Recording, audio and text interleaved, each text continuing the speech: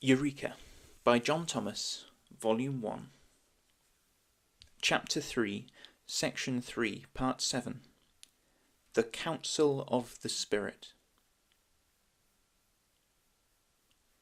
As long as an ecclesia is a called-out association, the Lord the Spirit waits to restore it from the lowest conceivable ebb of faith, so that if she of Laodicea had taken the warning of the ejectment prepared for her in the future, she might have recovered, and not been spewed out at all. It was to save her from this catastrophe that the Spirit counselled her to buy gold and garments of him, and to anoint her eyes with salve. Gold refined by fire is the symbol of a tried faith. This appears from the comparison in 1 Peter 1 verse 7, where the faithful are said, "For a season to be in heaviness through manifold persecutions, that the trial of their faith, being much more precious than of gold, which perisheth, though it be tried with fire, might be found unto praise and honour and glory at the appearing of Jesus anointed." The condition of which they boasted, in which they were rich and abounding in wealth and needing nothing, could not develop faith of this character. A tried faith comes forth of tribulation, not of worldly prosperity, which is only calculated to pervert, weaken, and corrupt. The Spirit, therefore, counselled them to buy a tried faith, which could only be purchased in those days at the cost of much tribulation, which worketh patience, and patience experience, and experience hope, and hope maketh not ashamed.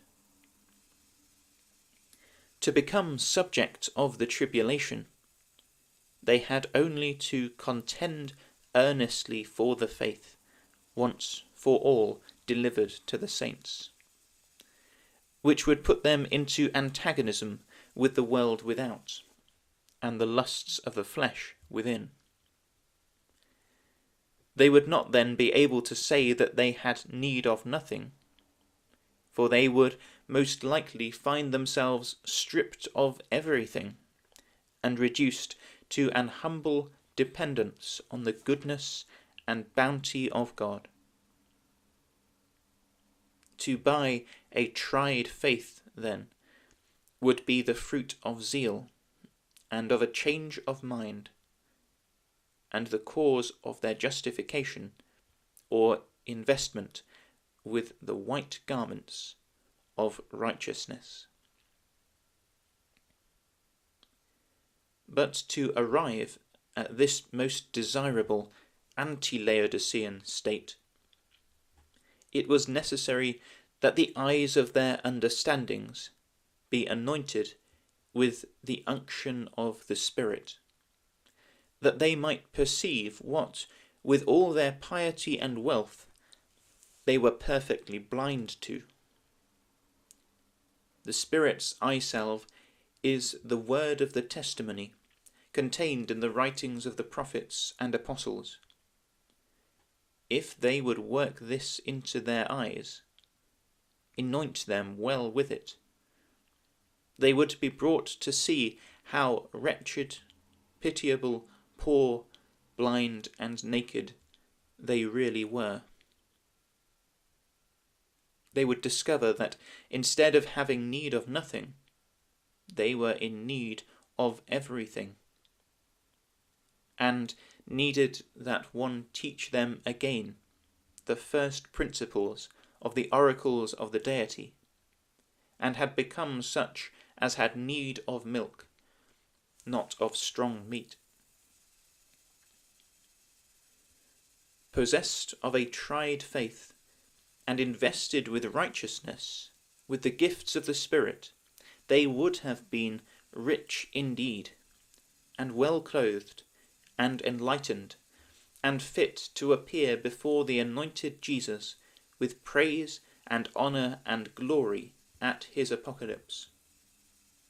For God hath chosen not the rich and increased in goods, who have need of nothing, with poverty of faith. But he hath chosen the poor in this world, rich in faith, to be the heirs of the kingdom which he hath promised to them that love him. James 2 verse 5.